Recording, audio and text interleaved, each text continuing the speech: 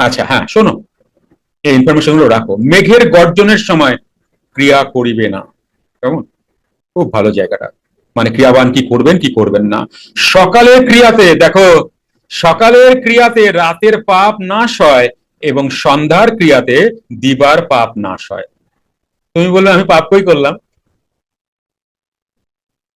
আসলে আমাদের অজান্তে চলতে ফিরতে অনেক পাপ হয়ে যায়, আবার জেনেও অনেক পাপ হয়ে যায় যেগুলো আমরা পাপ মনে করি না।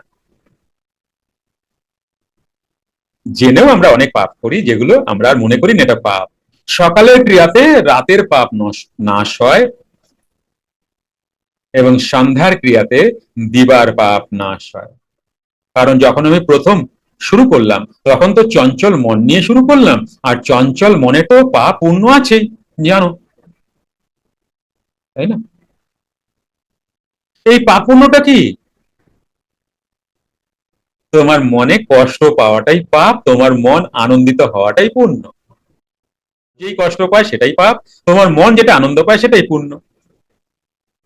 এবার আমাকে বলতে বললো না যে গুরুজি এইটা কি পাপ, গুরুজি ওইটাই কি পুণ্য, আমাকে কন্ডিশন দিও না।